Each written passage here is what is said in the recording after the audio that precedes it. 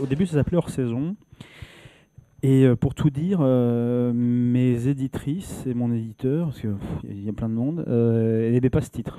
Je comprenais pas trop pourquoi ils n'aimaient pas ce titre. Et alors, à un moment donné, on m'a dit, ah oui, mais ça fait Cabrel. Bon. Puis après, on m'a dit, ah oui, puis ça fait un peu littérature, comment dire, un peu Gavalda, Delerme et tout ça. Alors, je leur ai dit, vraiment, vous y prenez mal, parce que me dégoûter d'un titre avec des gens qui vendent tous 1 million de trucs, vraiment, j'ai un peu du mal à comprendre votre... vous voyez, enfin, moi, quand j'écris un livre, je pense pas une seconde au lecteur, je pense pas une seconde à la réception du livre et tout ça, mais une fois qu'un livre existe, j'ai pas tellement de... Vous voyez, ça me pose pas de problème de dire que j'aime autant qu'il aille vers les gens. Et à la limite, je dis pas qu'un titre permet, mais qu'un titre dégoûte pas spécialement les gens du livre, c'est pas plus mal d'une certaine manière. Mais tout en étant complètement en lien avec le livre, parce qu'Hors Saison, évidemment, ça fait référence à surtout dans une ville aussi marquée que Saint-Malo par les saisons touristiques, ça fait vraiment référence justement à la vérité nue de cette ville-là, et puis aussi à ce temps, ça faisait référence aussi à ce temps particulier, parce que le narrateur se trouve dans un moment, c'est 1 an après le choc violent initial, la panique, la terreur qui est racontée assez rapidement en flashback, de cette disparition-là, toutes les hypothèses, la panique, quoi, carrément. Et puis c'est avant la révélation, donc il est dans une espèce d'entre-deux où la douleur est tout aussi présente, mais elle est un peu lancinante, elle est morte différemment. Donc il y avait, bon, mais pour moi ça faisait écho à l'idée d'Hors Saison. Puis il y avait même un clin d'œil, parce qu'après de m'être emmerdé avec les histoires de Goncourt, de trucs, de machin, là, c'était aussi, je savais qu'il est sorti en janvier, donc c'était aussi un livre hors saison, voilà, hors saison littéraire. Enfin, j'espère qu'ils le sont tous et sont rattrapés par les saisons littéraires, mais bon, voilà, il y avait quelque chose comme ça. Et puis, il y a un bouquin qui est sorti, qui s'appelait Hors Saison, chez Buchet-Chastel. Voilà. Et donc là, j'ai eu un mail genre, ouais, c'est pas possible. Et j'étais super content. Bon, ok. Alors après, je suis parti sur À perte de vue, qui était emprunté à une chanson de Bachung. Donc, donc la référence musicale me plaisait. Et puis qui traduisait pour moi aussi à la fois quelque chose de ces paysages-là et de cette géographie-là. Il y avait une dimension géographique et aussi une dimension à perte de vue, les doutes, les abîmes, on n'en voit pas la fin, etc. dans la situation qu'ils vivent. Et puis, poum, chez Buchet-Chastel, il y a un livre qui s'appelle À perte de vue. Alors, je sais pas, Buchet-Chastel, s'ils m'écoutent, qu'ils arrêtent de me chourer mes titres, parce que vraiment, je commence vraiment à avoir mal. Et voilà, et alors après, donc c'est pour dire que Les Vents Contraires, ça a été...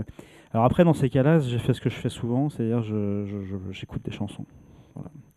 Et je me dis qu'il il y a bien un titre qui va surgir des chansons. Et donc il y a une chanson de Bertrand Betsch qui s'appelle Les Vents Contraires, et qui raconte bien, non pas ce livre-là, mais en gros, le trajet de mes livres, quoi. C'est-à-dire toujours... se relever, faire front, c'est-à-dire des livres qui sont sombres dans la mesure où ils s'attachent toujours à des situations difficiles, délicates et tout ça, mais qui sont du côté de la vie. Et puis il y avait la référence au vent, et puis il y a ce truc du vent en face, quoi, un peu, contre lequel on peut s'appuyer, mais qui au début, et a priori, est un obstacle, quoi. Et qui marchait bien avec le trajet de ces personnages-là. Et puis j'ai appelé le dilettante parce qu'en fait j'ai vu sur je ne sais plus quel site qu'il y avait un bouquin de 1992 écrit par Dominique Joubert qui est décédé, qui s'appelait Les Vents Contraires. Alors moi très gentiment j'ai dit bon, au fait je vous préviens, mon prochain livre s'appelle Les Vents Contraires, mais je vous préviens quand même parce qu'on sait. Et là j'ai reçu un mail, nos avocats vous déconseillent fortement d'utiliser ce titre. Ah bon, voilà. Donc suggestion du dilettante lui-même, comme quoi ils n'étaient pas si vaches que ça. Il faut dire que c'est mon ancien éditeur que j'ai quitté atrocement, méchamment, pour aller à l'Olivier après mon premier livre. Donc on a des petits contentieux. Et donc c'est eux qui m'ont suggéré, mais par contre si vous faites des vents contraires ou vents contraires, ça ne gêne pas. Voilà. Donc c'était un peu un troisième choix, voilà. Mais c'est comme ça. Ce chemin que j'ai trouvé dans l'écriture, cet accès au monde, à la vie, ce retour à la vie, ou revenir au monde, dit Dominique, qui a été pour moi l'écriture, c'est ça l'essentiel, quoi. C'est-à-dire que plein de de saloperies internes, d'handicap, d'incapacité à être, etc., etc., ont trouvé un chemin qui est celui de la littérature qui produit quelque chose. Voilà. L'un des moteurs du livre, après celui, on va dire, une question liée à la paternité ou à sa représentation dans la littérature, était un moteur presque de peintre, quoi, de photographe, c'est-à-dire tenter de saisir ou de rendre quelque chose de la sensation, de l'éblouissement et de la force que me donnent et que produisent sur moi ces lieux-là, quoi, les lieux de bord de mer, cette géographie là en particulier, et notamment ce qui là ne peut pas se traduire ni en cinéma ni en photo, mais qui se traduit bien en littérature parce que vous êtes à la première personne dans la description de sensations, celle du sentiment permanent du vent notamment, qui est une constante quand même dans nos contrées.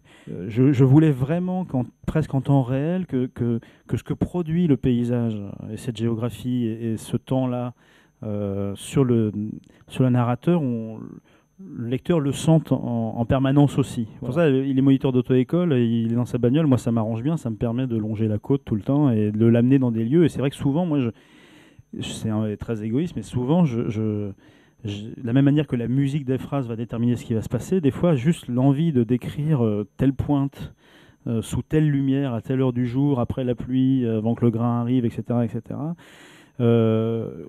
ça peut être le moteur entier de. Après, j'ai mes personnages, ils sont là-bas, il va bien falloir qu'il se passe quelque chose et en faire quelque chose. Mais souvent, je suis pas plus avancé que ça, quoi. Et puis l'autre chose, c'est qu'effectivement, les personnages sont extrêmement, en général, laconiques. Ils sont pas dans le commentaire ou l'introspection. Et voilà, et dans une tradition, alors là, limite romantique, quoi. Il y a cette idée non seulement de la manière dont les lieux de travail, dont ils sont résonnants, mais de travailler les lieux en permanence, en résonance avec les états intérieurs des personnages et cette versatilité-là, quand même, encore une fois, ce chaos du temps, cette recherche de l'éclaircie avec la menace permanente du grain violet qui va s'abattre sur notre gueule et nous mouiller jusqu'aux os quand même, c'est aussi ce fil sur lequel essaye de se tenir ce personnage, quoi, qui essaye... qui tente quelque chose d'être trouvé lumineuse pour ses enfants, d'essayer de trouver des appels d'air, de reprendre du souffle sous la menace constante du coup de latte, quoi. Voilà, c'est la chanson de Bachoum, quoi, un baiser, un coup de latte.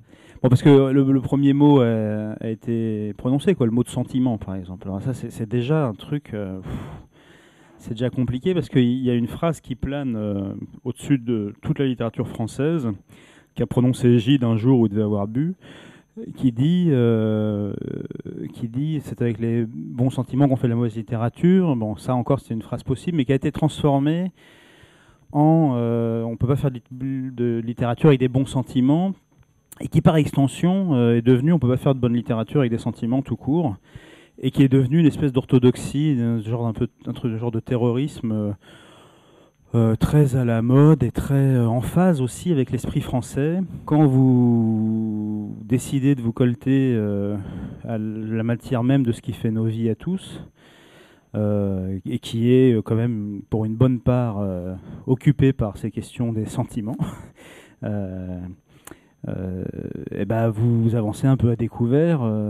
Voilà. Donc, mais la seule question, c'est de s'en foutre, quoi. Voilà, c'est de se dire... d'une certaine manière, cette défiance du sentiment dans l'espèce de, je dirais, de petite doxa du moment comme ça, germanopratine ou quoi, c'est leur problème, quoi. C'est pas le mien. Par exemple, dans ce livre-là, il est beaucoup question des enfants, de la paternité, du lien aux enfants. Alors, si vous travaillez cette question des enfants, d'emblée, vous avez le risque permanent de la mièvrerie, non plus du sentiment, mais du sentimentalisme, de la joliesse, de oh là là, qui sont mignons et tout ça. Donc, un type qui se retrouve avec ses enfants alors que sa femme a disparu, c'est une matière de mélodrame, quoi. Vous voyez, ça peut être très vite, extrêmement pathos, extrêmement tire-larme, les enfants qui font des crises, l'absence, la cruauté de l'absence et tout ça, machin. Alors, tout ça est au cœur du livre, et au fond, il n'y a qu'une solution, c'est de tenter d'être juste. Voilà. Et de se dire que ces grandes questions, ces grands thèmes, ces grands sentiments, il faut les assécher. C'est-à-dire que l'amour qu'on porte à nos enfants, c'est une grande idée comme ça, mais dans la vie, ça se traduit par des gestes extrêmement simples, extrêmement quotidiens, extrêmement concrets, dénués de pathos, dénués de démonstration de sentiments, qui sont les lever le matin, les habiller, leur faire chauffer leur chocolat, aller les emmener à l'école, les ramener de l'école, leur faire prendre leur bain, leur faire leurs devoirs, les coucher, etc. Et moment par moment, geste par geste, à cette question, comment on fait, comment font ceux qui restent, comment on fait quand quelqu'un à qui on a toujours dit « je tiens à toi », dans toute la force de cette expression-là, quand je dis « je tiens à toi », ça veut dire que je tiens grâce à toi, disparaît. Voilà. En fait, il est le seul à pas croire à la théorie que tout le monde déploie pour lui. C'est-à-dire qu'en gros, tout le monde lui dit de toute façon, attends, alcoolo comme t'étais, chiant comme t'es, impossible à vivre comme t'es, évidemment qu'à s'est tiré. Mais lui, il n'y croit pas une seconde. Voilà. Lui, il est persuadé. Moi, j'ai voulu inverser un truc qui est que souvent, on entend toujours dans des cas de séparation ou de coups de sang des gens, on entend souvent « dis donc, vu comment ils vivaient, ils avaient l'air tellement bien, j'aurais jamais cru ça, tout ça ». Là, c'était l'inversion de ça. C'est-à-dire les gens qui, depuis le début, se disent « putain, ceux deux-là, ils tiendront jamais ensemble, comment ils font pour s'accorder, tout ça ». Et ce mystère-là, moi, qui m'intéresse aussi, et mais qui est personnel, qui est qu'il peut y avoir, par moment, chez certains couples, une vérité absolument obscure, opaque et invisible à qui que ce soit, et qui est celle dans laquelle vivent Paul et Sarah, c'est-à-dire que il le dit à un moment donné, c'est injustifiable, mais c'est pas possible. Elle ne peut pas s'être tirée, l'avoir laissé juste parce qu'il était chiant ou parce qu'elle a rencontré un surfeur ou je sais pas quoi. D'autant que il va à un endroit où si Sarah veut bien le retrouver, elle n'aura pas de mal à le retrouver. Je veux dire, il rentre dans la ville où il a grandi, où il lui reste un bout de famille et où ils ont passé tous leurs étés. Donc il prend pas le risque. C'est ça, c'est les enfants qui lui disent ça au début. La petite fille panique en lui disant mais maman on nous retrouvera jamais. Donc au fond, Paul est déjà quand il part dans une stratégie de tentative de reconstruction, pas pour lui. Hein. De toute façon, le principe de Paul, c'est qu'il ne pense pas à lui, spécialement. C'est que sa propre douleur par rapport à la disparition de la femme de sa vie, c'est une chose, mais il n'a pas le temps de s'en préoccuper. Il a des gamins qui sont en train de tomber en miettes, et ça, c'est pas possible. Donc c'est ça son problème. Et c'est ça qu'il essaye de résoudre. Moi, j'écris des livres pour dire nos vies sont les mêmes. Voilà. Ce qui m'intéresse, c'est le commun. Dans la notion du commun, il y a une dimension péjorative, c'est d'un commun, qui est en général la notion qui est très employée dès qu'on travaille des territoires ordinaires de la société française. Et puis, il y a moi ce que je trouve beau, c'est-à-dire ce qui nous relie, ce qui fait qu'on forme une communauté. Pour moi, c'est la grande leçon de Carver, c'est ne jamais avoir l'air plus avancé que les gens dont on parle dans la vie, ne pas avoir de réponse. Piala disait, il ne faut jamais être plus intelligent que ses personnages. Voilà, dans l'écriture, dès que vous avez un temps d'avance sur les personnages, vous allez leur prêter des choses qu'ils n'ont pas pensées, vous allez leur prêter des gestes qu'ils ne peuvent pas avoir. Et donc, je tiens toujours, moi, dans mes livres, à être en temps réel, à hauteur de mes personnages, non seulement à hauteur de point de vue, mais aussi à hauteur vraiment dans leur avancée face à la situation qu'ils ont en face d'eux, quoi. Voilà. Et puis l'autre chose, c'est un travail sur la justesse, une tentative de travail sur la justesse au sens musical du terme. C'est-à-dire, pour moi, un livre est fini quand, du point de vue de l'écriture, il me semble achevé. Quand du point de vue musical, du point de vue de la composition, le livre est composé plutôt en 3 mouvements, quand chaque phrase, chaque mot me semble à l'oreille, à sa place, en dépit même du sens, de la psychologie, de tout ça. Et non seulement il est fini comme ça, mais il commence par là. La voix, c'est tout. Et d'ailleurs, ce que j'aime bien dans le mot de la voix, beaucoup mieux que dans le mot du style ou de la langue, c'est que dans la voix, il y a immédiatement la musique, parce que la voix, c'est ce qui chante, et c'est ce qui parle, et quand on parle, on chante, quoi. Voilà, on module, on accélère, on décélère. Et la voix, ça dit aussi la parole. Donc ça dit aussi l'oralité.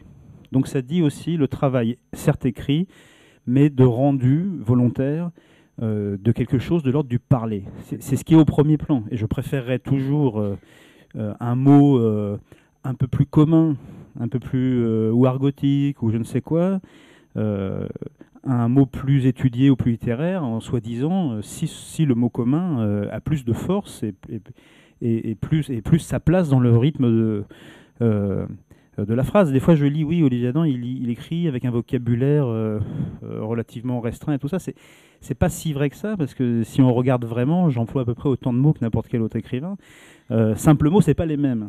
Pour prendre un parallèle, dans la chanson, puisqu'on est à Brest, entre des écritures très littéraires de Jean-Louis Murat ou par exemple, et celles beaucoup plus parlées et orales de Miossec, c'est un peu la même question, si vous voulez. C'est que c'est pas une question de richesse de vocabulaire, d'étendue du spectre et tout ça, c'est une question de choix conscient du lexique dans lequel on se situe. Murat va chercher chez les baladins, les poètes du 19e et tout ça. Miossec écrit avec la langue qui est notre langue commune. Je citais Miossec, mais c'est ou Bachung, ou Manset, ou Dominica, ou Bob Dylan, ou Leonard Cohen. Ce sont des gens dont l'écriture, les choix lexicaux, le travail sur le rythme de la langue et tout ça ont influencé sur ma propre écriture.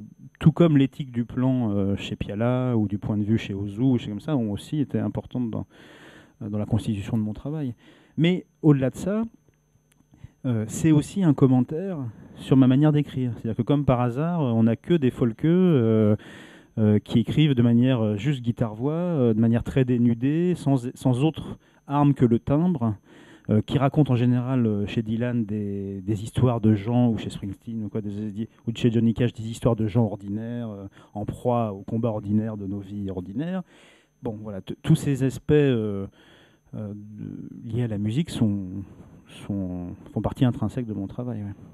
Enfin là, on pourrait plus, bon, on va pas s'étendre là-dessus, mais plus rejoindre une réflexion qu'a menée Annie Ernaux de manière extrêmement brillante, à mon sens, sur cette question-là.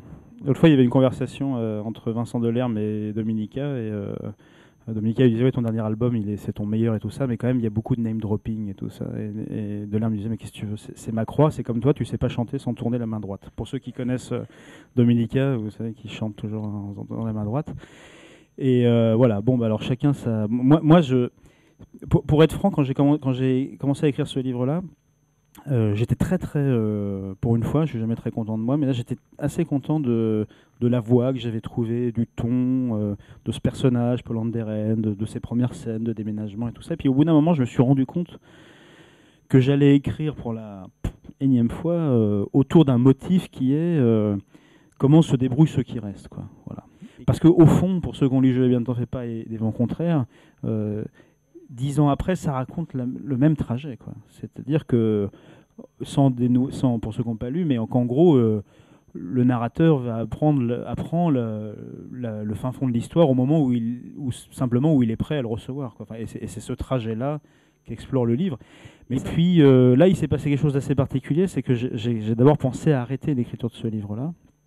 Et je n'ai fait lire les 45 premières pages à ma compagne, tout en lui disant que voilà, je n'allais pas me relancer encore dans un projet gouverné par cette figure-là du manque, de l'absence. Voilà. Et le problème, c'est qu'elle m'a dit, en gros, je veux lire ce livre, quoi. Voilà. Alors, en même temps, après, je comprends bien pourquoi elle m'a dit je veux lire ce livre, parce que d'une certaine manière... ce livre, c'est aussi l'histoire, c'est comme un exorcisme de quelque chose qui est lié à elle aussi, et c'est aussi une déclaration, et c'est bon, voilà. Et puis après, il y a de toute façon, moi j'ai beaucoup joué avec ça. Enfin, je donne souvent, là, pas tellement dans celui-là, mais il y a des personnages qui reviennent de livre en livre. Enfin, il y a des scènes qui reviennent quasiment à l'identique de livre en livre. Et puis j'aime cette idée, au fond, que tous mes livres se tiennent par la main. Voilà, c'est-à-dire que ma manière de quand même pas toujours écrire le même livre, à partir d'un certain nombre de motifs communs, c'est de déplacer le point de vue. Et il n'est pas impossible que le prochain livre, le moteur du prochain livre, soit de donner la parole à quelqu'un qui est là-dedans. je sais pas à qui, mais à un personnage qui est là-dedans. Enfin, ceci dit, là, j'ai fait la femme, le mari, les enfants. Après, le chien peut-être. Enfin, ils en ont pas en plus. Ça va. En fait, les choses sont allées extrêmement vite, c'est-à-dire qu'un mois avant l'apparition du livre, j'avais déjà 4 réalisateurs, 5 producteurs, etc.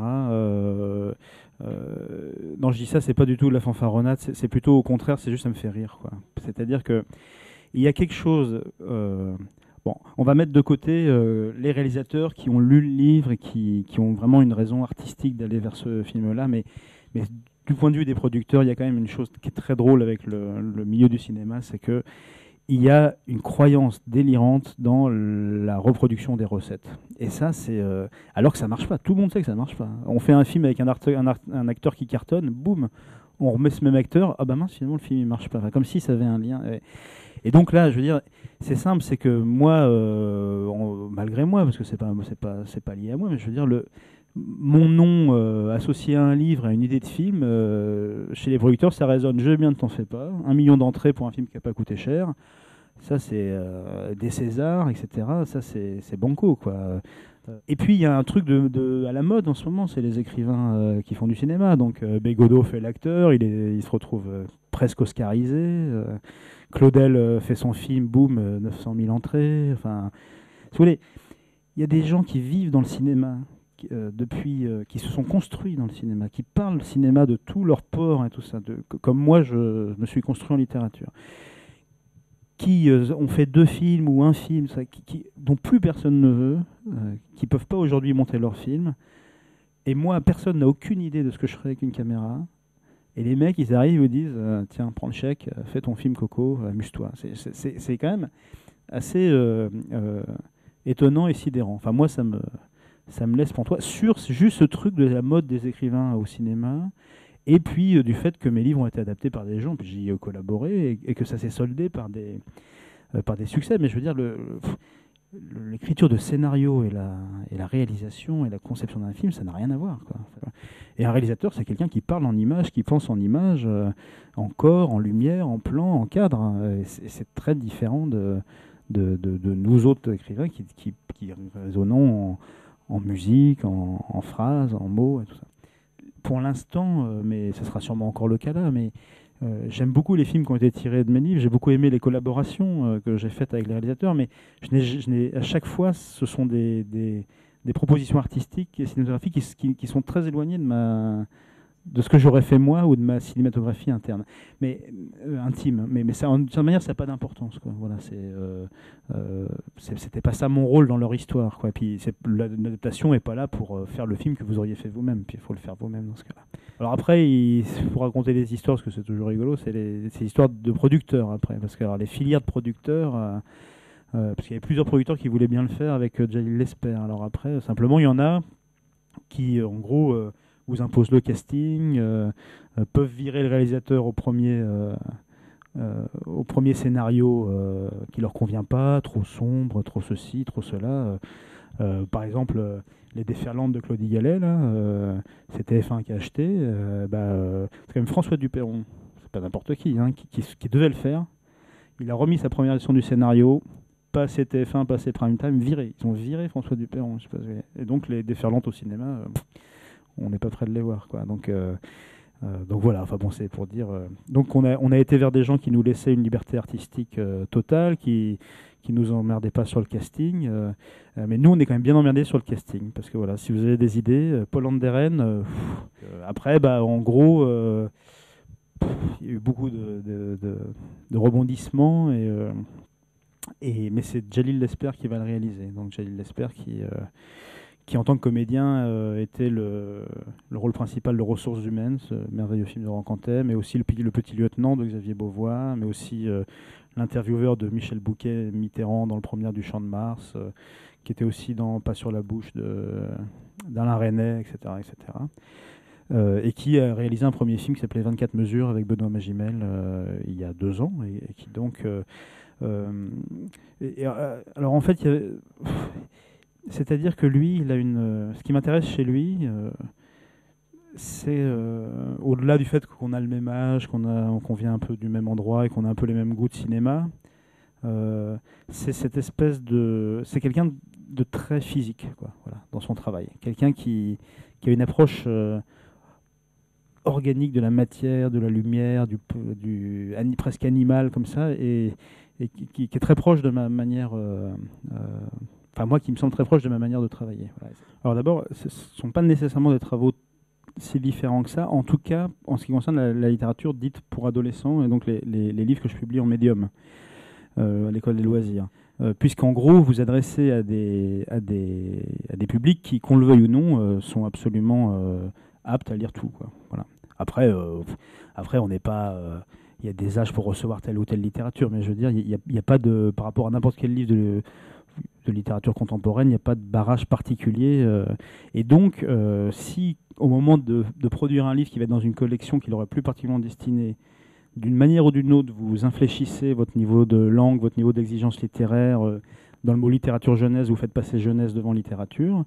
Vous vous foutez de leur gueule, quoi. Vous les méprisez. Et donc, en ce qui concerne la littérature pour adolescents, moi, ma seule réponse, c'est je ne fais pas la littérature pour adolescents, je fais des livres dans l'adolescence. Voilà. Donc, mes personnages principaux ont l'âge des lecteurs à qui c'est destiné. Mais à partir de là, le travail est en gros le même. Alors après, voilà, comme toute littérature de genre, entre guillemets, parce que c'est quand même un genre, voilà, il y a des contraintes.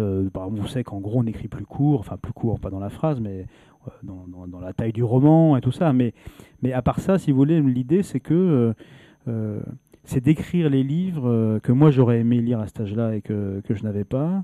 Mais c'est aussi des livres, en tout cas pour je sais pas, On ira voir la mer ou La Belle anniversaire, qui peuvent être aussi destinés à n'importe quel public pour qui le fait qu'un narrateur soit adolescent n'est pas un problème en soi.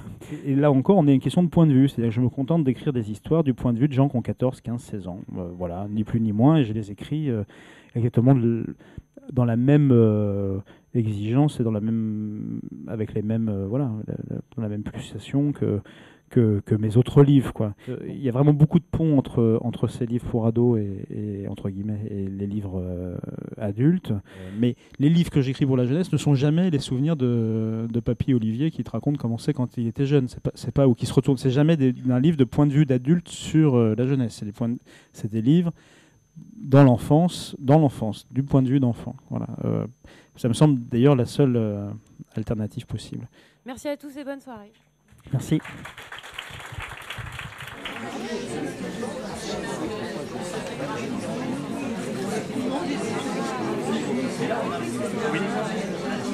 Oui.